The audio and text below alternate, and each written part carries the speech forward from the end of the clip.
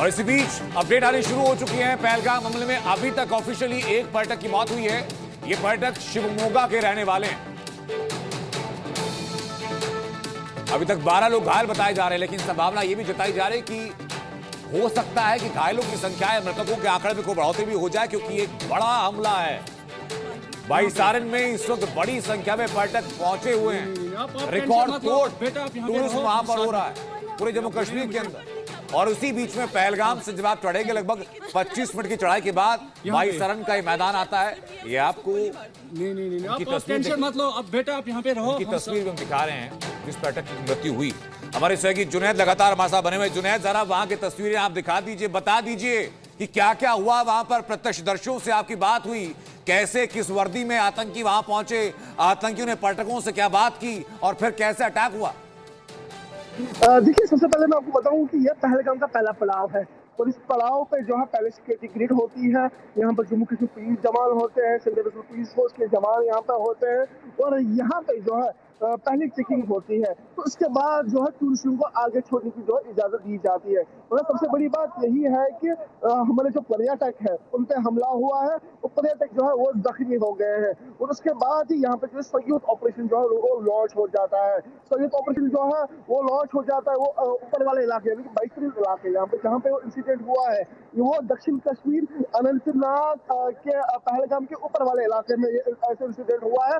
वो इंसिडेंट जो है वो पहली बार ऐसा इंसिडेंट हुआ है। तो उसके बाद ही ऐसे इंसिडेंट होता है तो उसके बाद ही जो है सुरक्षा बल के जवान जो वहां पे पहुंच जाते हैं। ऐसे ये कहा जाता है कि जो आतंकी थे वो जो है पुलिस की वर्दी पे वहां पे गए हैं और उन लोगों से बातचीत की है।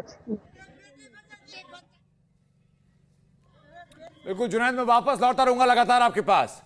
अब इस हमले में कुछ मुख्य बातें जो बार बार हम दोहरा रहे हैं, जो याद रखना चाहिए और ध्यान रखना चाहिए।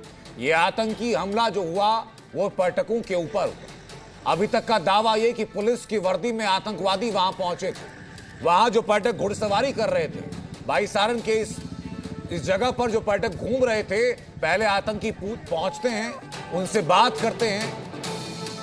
और इसी में बड़ी खबर यह है कि गृह मंत्री अमित शाह अपने घर से रवाना हो चुके हैं। अब सीधा बताया जा रहा है कि पहलगाम के लिए वो रवाना होंगे, एक प्राइवेट जेट से सीधा पहुंचेंगे।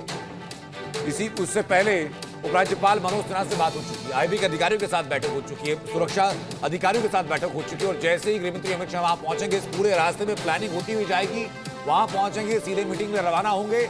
अभी तक की सारी डेवलपमेंट जो इंफॉर्मेशन सामने आ पाई है, लश्कर तैयबा का जो ये संगठन है टीआरएफ, इसके बारे में जो जानकारी है, वहां जो आतंकी थे उन आतंकियों के बारे में जो जानकारी है, उस पूरे इलाके के बारे में क्या क्या लॉन्चिंग पैड्स के बारे में जानकारी है, कितने आतंकियों के छिपे होने की जानकारी है, ये सारी ब्रीफिंग गृह मंत्री अमित शाह को दी जाएगी। और उसके बाद जो एक्शन प्लान बनेगा उसको एग्जीक्यूट किया जाएगा। क्योंकि आपको याद होगा, गृह मंत्री अमित शाह ने जो पहला संदेश दिया, जो ट्वीट किया, उसमें उन्होंने साफ किया कि आतंकवादियों की घटना किसी भी हाल में सहनीय नहीं है, सख्त एक्शन इसके ऊपर किया जाएगा।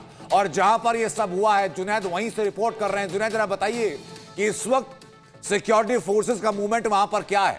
वहां के प्रत्यक्षदर्शियों से जब आपकी बात हुई तो क्या वो लोग बता रहे हैं?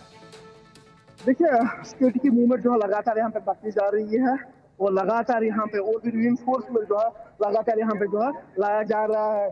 तो ये सबसे पहला पड़ाव यही है, पहलगाम का सबसे बड़ा पड़ाव यहाँ पे है।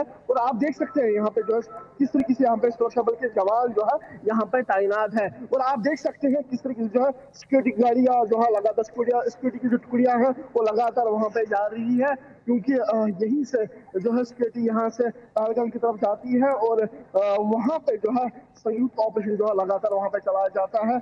वो इलाका है, वो सटा हुआ इलाका है, जला